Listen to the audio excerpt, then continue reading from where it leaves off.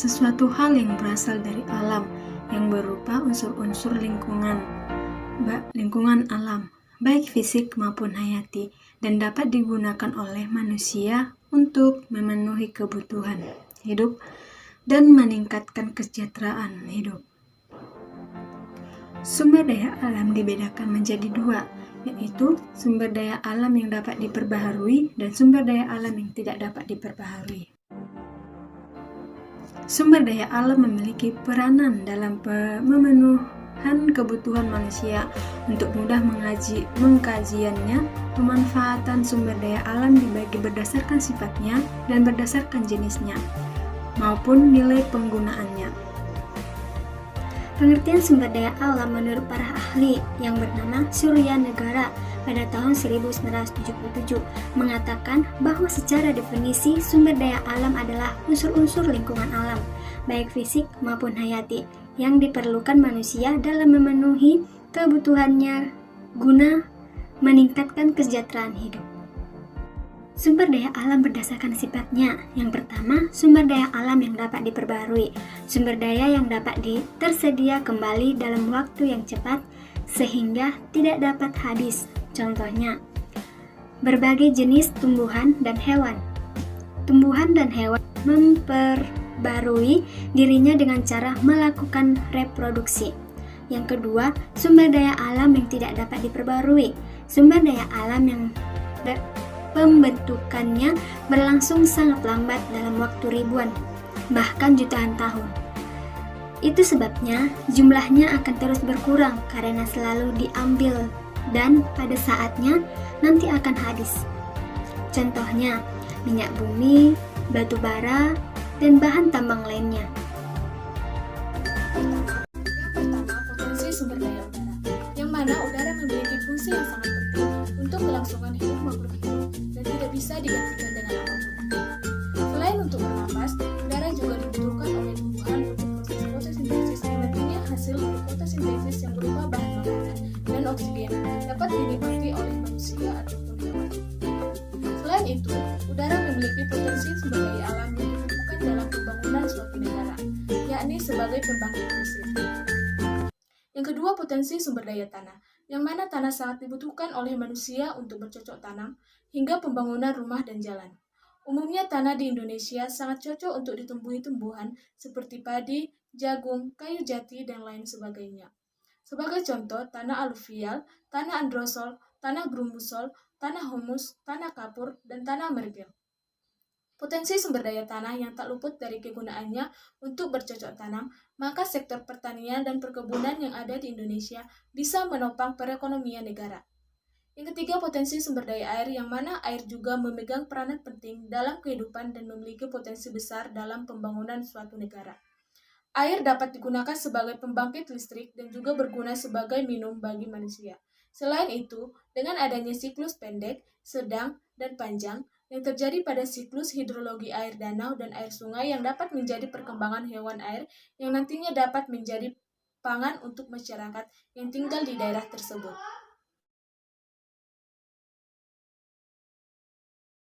Oke adik-adik, kakak harap adik-adik masih fokus dan bersemangat dalam mengikuti pembelajaran ini.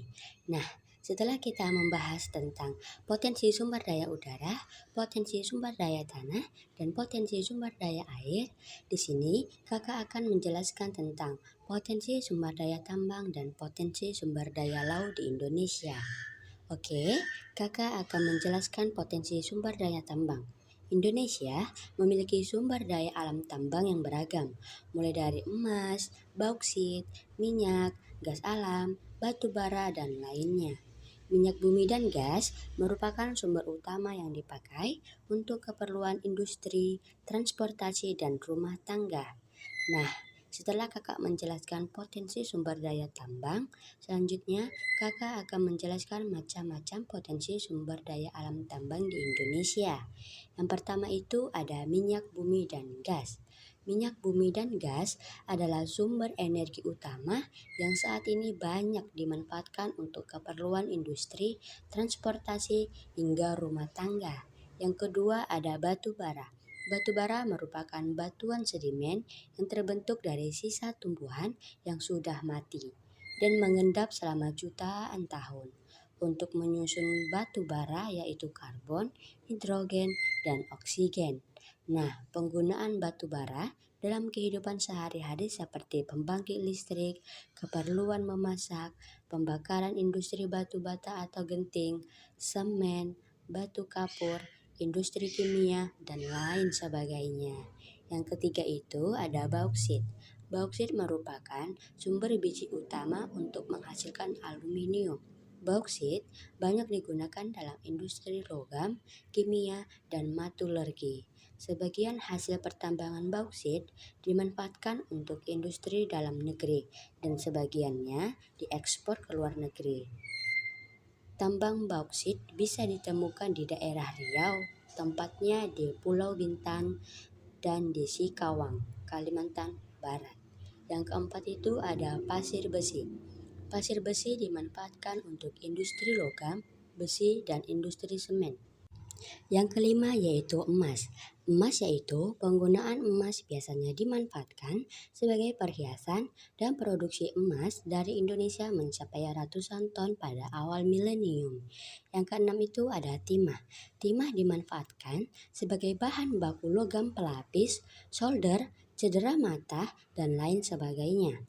Aktivitas penambangan timah dapat ditemukan di Sungai Liat, Manggarai, Dabo, dan lain sebagainya. Yang ketujuh ada tembaga. Tembaga banyak dimanfaatkan dalam industri peralatan listrik, industri konstruksi, pesawat terbang, kapal laut, atap, pipa ledeng, dekorasi rumah, mesin pertanian, pengaturan suhu ruang, dan lain sebagainya. Aktivitas penambangan tembaga di Indonesia terdapat di PT Freeport Papua. Yang kedelapan ada nikel. Nikel merupakan bahan paduan logam yang banyak digunakan pada industri logam. Daerah tambang nikel bisa ditemukan di daerah Sorowako, Sulawesi Tenggara. Yang kesembilan ada aspal. Aspal merupakan bahan utama perbuatan jalan raya yang daerah pertambangannya ada di Pulau Buton, Sulawesi Tenggara. Yang ke-10 ada mangan. Mangan banyak digunakan untuk proses pembuatan besi baja, pembuatan baterai kering, keramik, gelas, dan lain sebagainya. Penambangan mangan banyak ditemukan di daerah Tasikmalaya, Yogyakarta, dan Kalimantan Selatan. Yang ke-11 ada belereng. Pertambangan belereng banyak ditemukan di Jawa Timur dan Jawa Barat. Yang ke-12 ada marmer. Marmer terbentuk dari proses malihan batu gamping atau batu kapur.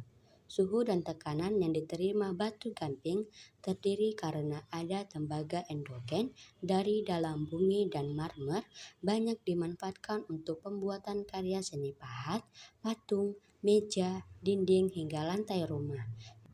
Marmer banyak ditambang di Lampung, Jawa Timur, dan Makassar. Yang ke-13 ada yodium.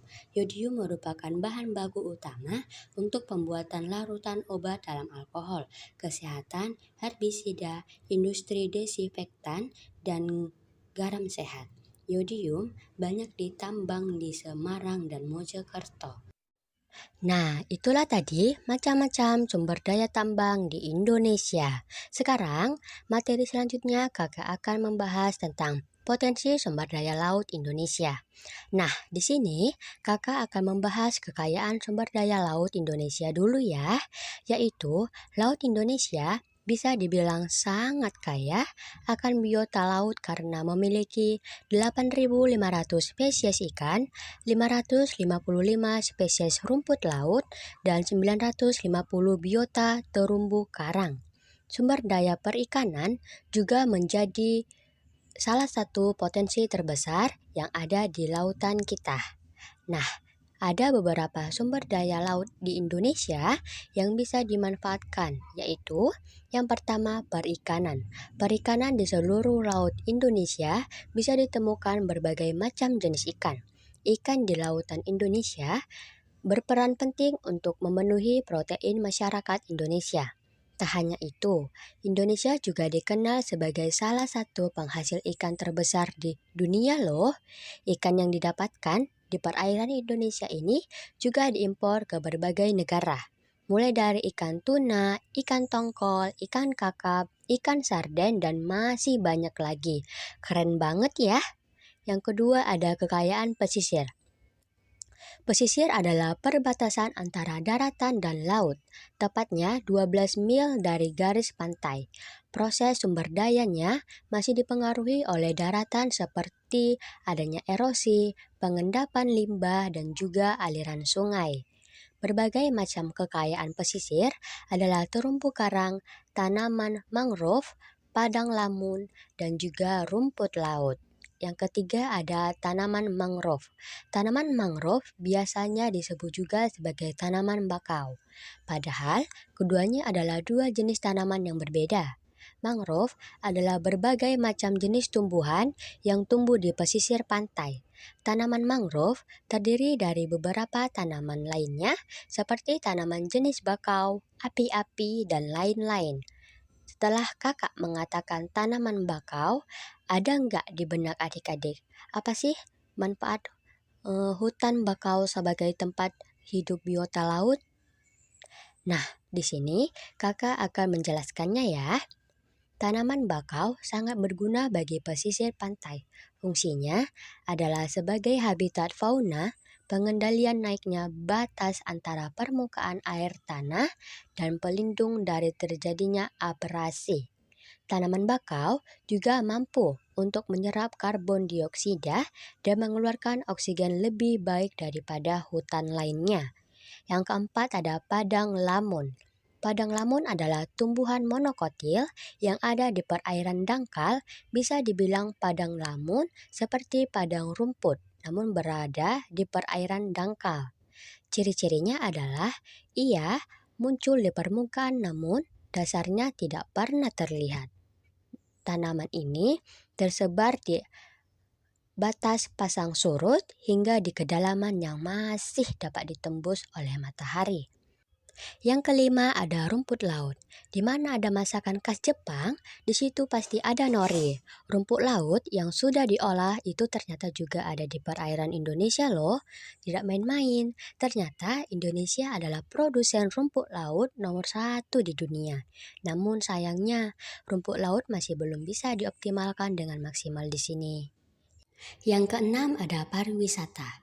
Ada satu lagi sumber daya laut yang mungkin paling kalian sukai. Yah, jawabannya adalah wisata. Pantai dan laut adalah salah satu tempat favorit bagi para pelancong dan masyarakat yang membutuhkan healing. Keindahan laut dan pantai sudah tidak dipertanyakan lagi deh. Ada banyak kegiatan wisata yang bisa dilakukan di laut dan juga pantai. Mulai dari diving, snorkeling, atau sekedar menikmati sunset dan sunrise di pinggir pantai. Yang ketujuh, ada energi dan pertambangan. Kira-kira apa lagi ya manfaat laut bagi manusia? Ya, jawabannya adalah sebagai energi dan juga pertambangan. Air laut dapat dijadikan sebagai pembangkit listrik tenaga gelombang laut. Pembangkit listrik sering disingkat menjadi PLTGL. Di bidang pertambangan terdapat minyak bumi, mineral, dan logam yang terkandung di bawah laut. Endapan minyak bumi dan gas terdapat di cekungan sedimen tersier. Indonesia memiliki 60 cekungan minyak dan gas bumi. Diperkirakan Indonesia dapat menghasilkan 84,48 miliar barel minyak. Wow, banyak sekali ya. Nah, setelah mendengar penjelasan dari kakak ini, kamu jadi tahu kan manfaat laut bagi manusia. Makanya, penting bagi kita untuk menghemat dan memelihara sumber daya laut yang ada di Indonesia agar tidak cepat habis ya. Sumber daya alam berdasarkan potensinya. Yang pertama, sumber daya hutan. Menurut Kementerian Lingkungan Hidup dan Kehutanan Republik Indonesia, hutan Indonesia memiliki potensi yang sangat besar. Potensi sumber daya hutan dapat berupa kayu dan non-kayu.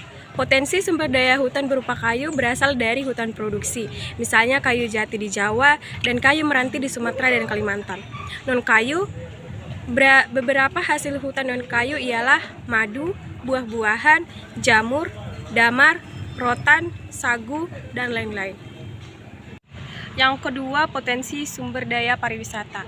Potensi pariwisata Indonesia adalah karakteristik Indonesia, yakni negara kepulauan yang memiliki potensi pariwisata yang sangat besar, seperti kekayaan alam, keragaman budaya, keragaman suku, keragaman jenis makanan, keragaman jenis kerajinan tangan, dan sebagainya.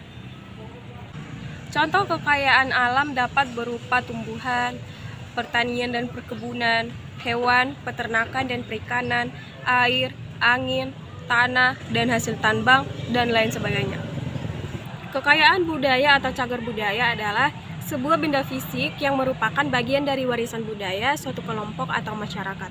Barang-barang tersebut termasuk bangunan bersejarah, karya seni, situs arkeologi, perpustakaan, dan museum.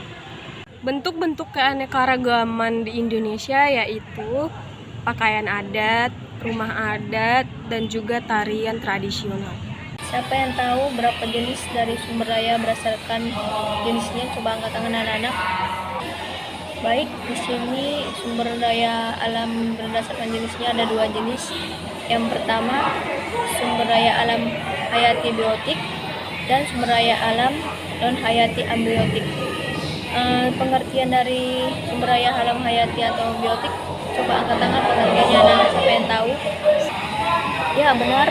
Sumber daya alam yang berasal dari makhluk hidup. Sumber daya alam hayati bisa berasal dari hewan maupun tumbuhan. Contohnya apa aja anak-anak? Coba angkat tangan, siapa yang tahu? Ya, contohnya seperti padi, ayam, sapi, sayuran, jagung, dan kapas. Siapa yang tahu apa itu sumber daya alam non-hayati atau abiotik? Coba angkat tangan anak-anak pengertiannya. Ya, benar, sumber daya alam yang bukan berasal dari makhluk hidup yang termasuk sumber daya alam non-hayati. Contohnya, siapa yang tahu anak-anak? Siapa yang tahu? Ya, benar, contohnya seperti sinar matahari, logam, bahan tambang, gas, dan minyak bumi. Baik, di sini kita akan membahas materi selanjutnya yaitu sumber daya alam berdasarkan nilai kegunaan atau ekonominya. Siapa di sini tahu atau berapa jenis sumber daya alam berdasarkan nilai kegunaan atau ekonominya? Siapa yang tahu berapa jenis anak-anak? Ya, baik, ada 3. Yang pertama, sumber daya alam ekonomi tinggi. Yang kedua, sumber daya alam ekonomi rendah. Yang ketiga, sumber daya alam non ekonomi. Siapa yang tahu di sini pengertian daya alam ekonomi tinggi? Coba di sini siapa yang tahu? Sumber daya alam yang harus diperoleh dengan biaya serta pengorbanan yang tinggi sehingga daya jualnya pun otomatis yang tinggi. Nah, contohnya seperti apa anak-anak? Misalnya seperti logam, minyak bumi, dan batu mulia. Sumber daya alam ekonomis rendah merupakan sumber daya alam yang dapat kita diperoleh dengan harga tidak bisa berasal dari hewan maupun tumbuhan. Contohnya apa aja anak-anak? Coba angkat tangan, siapa yang tahu? Ya, contohnya seperti padi, ayam, sapi, sayuran, jagung, dan kapas. Siapa yang tahu apa itu sumber daya alam non-hayati atau abiotik? Coba angkat tangan anak-anak pengertiannya. Ya, benar, sumber daya alam yang bukan berasal dari makhluk hidup yang termasuk sumber daya alam non-hayati. Contohnya, siapa yang tahu anak-anak? Siapa yang tahu? Ya, benar, contohnya seperti sinar matahari, logam, bahan tambang, gas, dan minyak bumi. Baik, di sini kita akan membahas materi selanjutnya yaitu sumber daya alam berdasarkan nilai kegunaan atau ekonominya. Siapa di sini tahu atau berapa jenis sumber daya alam berdasarkan nilai kegunaan atau ekonominya? Siapa yang tahu berapa jenis anak-anak? Ya baik, ada 3. Yang pertama, sumber daya alam ekonomi tinggi. Yang kedua, sumber daya alam ekonomi rendah. Yang ketiga, sumber daya alam non ekonomi. Siapa yang tahu di sini pengertian daya alam ekonomi tinggi? Coba di sini siapa yang tahu? Sumber daya alam yang harus diperoleh dengan biaya serta pengorbanan yang tinggi sehingga daya jualnya pun otomatis yang tinggi. Nah, contohnya seperti apa anak-anak? Misalnya seperti logam, minyak bumi, dan batu mulia. Sumber daya alam ekonomis rendah merupakan sumber daya alam yang dapat kita diperoleh dengan harga tidak begitu mahal. Contohnya seperti batu, bangunan, pasir, tanah, dan lain-lain. Siapa yang tahu di sini juga sumber daya alam non ekonomis? Coba angkat tangan anak-anak.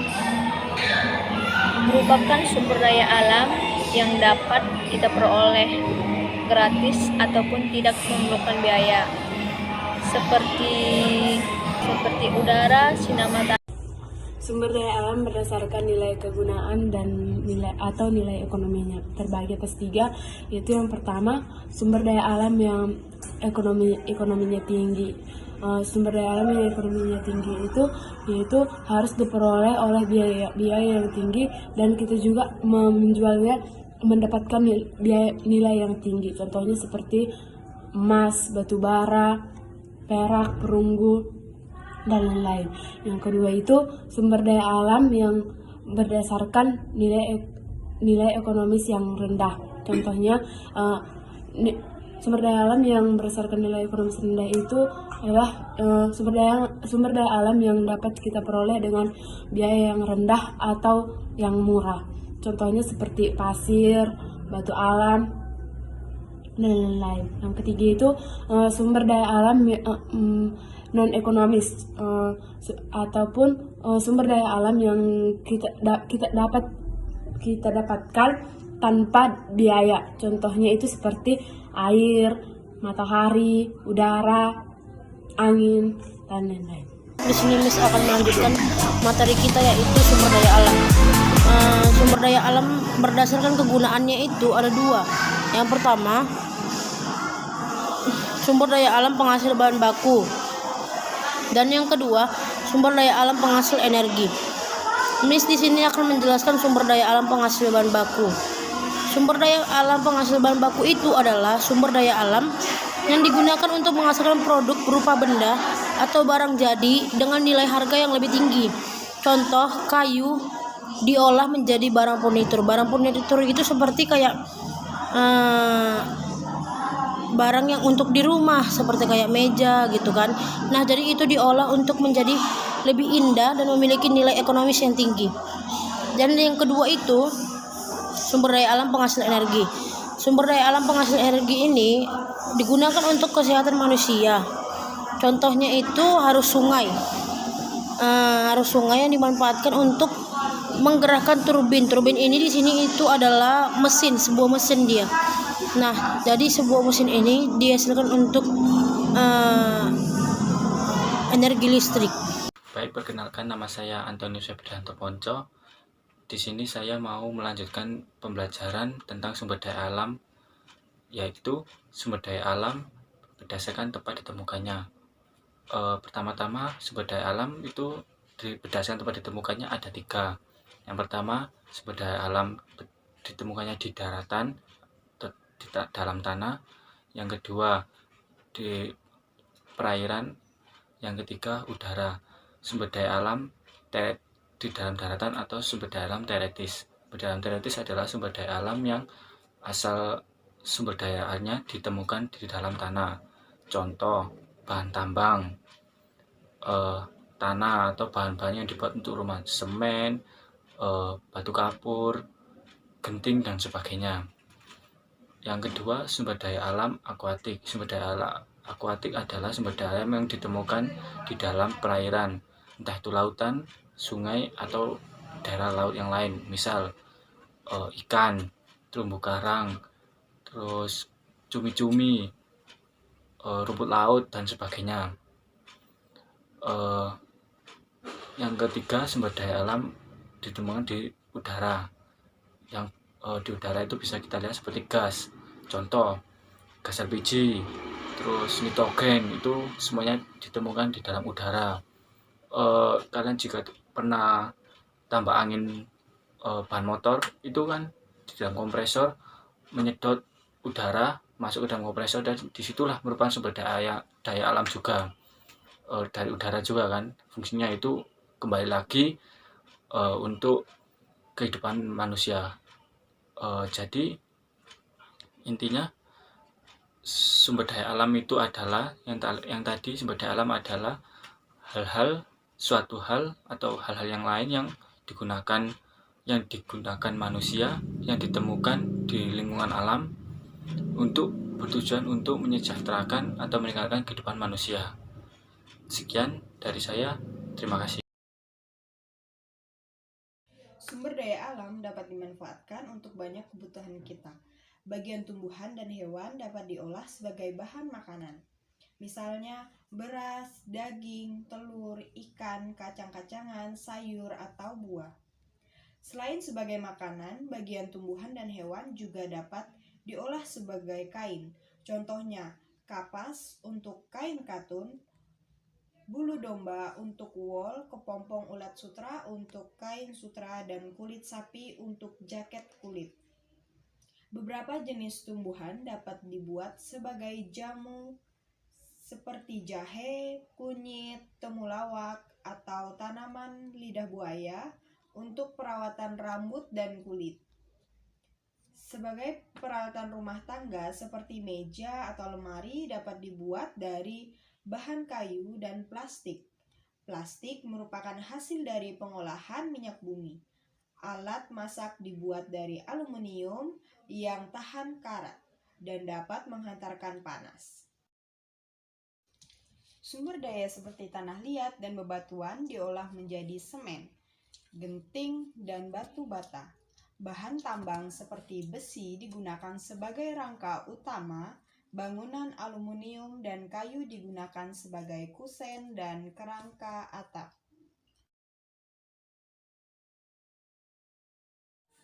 Keindahan pegunungan, sungai, atau lautan dapat dimanfaatkan sebagai tempat wisata. Sumber daya alam juga digunakan sebagai sumber energi pembangkit listrik dan bahan bakar.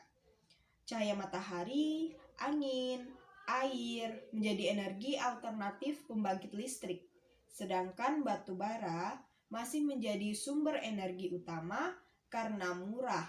Minyak bumi dapat diolah menjadi bensin, solar, dan aftur. Beberapa jenis tumbuhan juga dapat diolah menjadi bioetanol dan biodiesel.